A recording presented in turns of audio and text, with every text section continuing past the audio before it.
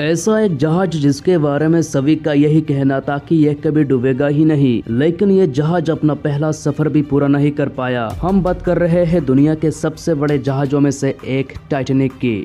Titanic अपने ज़माने की बहुत बड़ी जहाज हुआ करती थी। जब इस शानदार जहाज को बनाया जा रहा था तो उसके साथ में और दो जहाज़ों को भी बनाया गया, मगर इस टाइटैनिक जहाज की बात ही कुछ और थी। टाइटैनिक जहाज की एक और खास बात है कि वो सबसे तेज चलने वाली जहाज थी। लेकिन ये जहाज इतनी प्रसिद्ध क्यों हुई, इसके पीछे भी इतिहास है। तो चलिए जानते हैं टाइटैनिक जहाज के बारे में कुछ महत्वपूर्ण जानकारी। इस कहानी की शुरुआत होती है 31 मार्च 1909 से, जब व्हाइट स्टार लाइन ने एक विशाल जहाज बनानी शुरू की। 3000 लोगों ने इस जहाज को अपनी कड़ी मेहनत से सिर्फ 26 महीनों में पूरी तरह से तैयार कर लिया था। जब ये विशाल जहाज बनकर तैयार हुआ था तब इसे देखने के लिए 1 लाख से ज्यादा लोग आए थे। कभी किसी ने ऐसा सोचा भी नहीं था कि इतना बड़ा जहाज भी बन सकता है। इस जहाज की लंबाई 882 फुट और ऊंचाई करीब 175 फीट तक थी। उस समय टाइटैनिक जहाज को बनाने में $7.5 मिलियन खर्च हुए थे, जो आज के समय में $145 मिलियन तक होगी।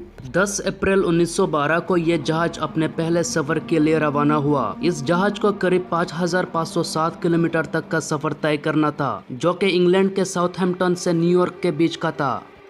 4 दिन तक सब ठीक ठाक चल रहा था, पर 14 अप्रैल 1912 को रात 11:40 पर यह एक आइसबर्ग से टकरा गया और इसके निचले हिस्सों में पानी भरना शुरू हो गया। आइसबर्ग से टकराते ही जहाज पर खौफ का माहौल पैदा हो गया। जहाज पर मौजूद लाइफ बोट से बच्चों और औरतों को सुरक्षित जहाज से उतारा जाने लगा। आइसबर्ग से टक्कर के लगभग 2 घंटे 40 मिनट बाद ये जहाज पूरी तरह से समुद्र में डूब गया। जब टाइटैनिक जहाज ने अपने सफर की शुरुआत की तब इस जहाज पर 908 क्रू मेंबर को मिलाकर कुल पैसेंजर की संख्या करीब 2223 थी। इनमें से 1500 लोग इस हादसे में अपनी जान गंवा बैठे। टाइटैनिक जिस पानी में डूबा था उसका तापमान -2 डिग्री सेल्सियस था, जिसमें कोई भी व्यक्ति 15 मिनट से ज्यादा जिंदा नहीं रह सकता था। जहाज के धीरे धीरे डूबने की खबर मिलने के बावजूद भी इसके म्यूजिशियन इसके डूबने के वक्त तक गाना बजाते रहे, ताकि वो और कुछ समय बाद मरने जा रहे लोग अपने आखिरी पलों को खुशी से बिता सके।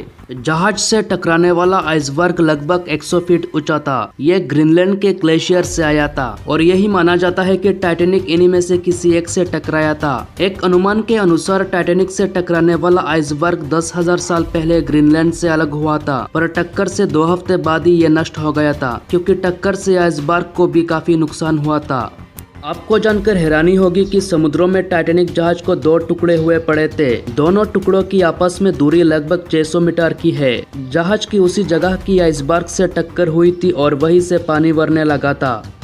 टाइटैनिक दुर्घटना उत्तरी अटलांटिक सागर में हुई थी। जहाज का मलबा ढूंढने में 73 साल लग गए। काफी कोशिशों के बाद 1 सितंबर 1985 को टाइटैनिक का मलबा ढूंढ लिया गया। खोजकर्ता आज तक इस बात पर एकमत नहीं है कि टाइटैनिक क्यों 2 टुकड़े में बट गया, पर यह बात ज्यादा मानी जाती है कि शायद समुद्रों की सतह पर ही एक तरफ दबाव बढ़ने से यह टूट गया था। टाइटैनिक में फर्स्ट क्लास में सफर करने के लिए आज से करीब 100 साल पहले $4,350 चुकाने पड़ते थे।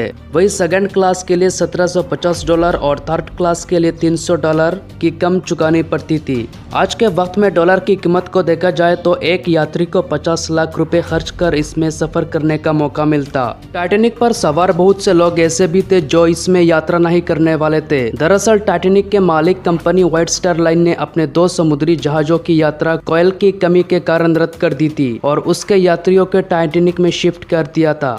टाइटैनिक पर कई फिल्में और डॉक्यूमेंट्रीज बन चुकी है, पर 1997 में बनी टाइटैनिक फिल्म सबसे ज्यादा चर्चा में रही। इस फिल्म को बनाने का खर्च उस समय के हिसाब से टाइटैनिक जहाज को बनाने से भी 40% ज्यादा आया था। टाइटैनिक फिल्म ने 11 ऑस्कर्स अवार्ड जीता है, लेकिन एक्टिंग के लिए इनमें से एक भी नहीं है।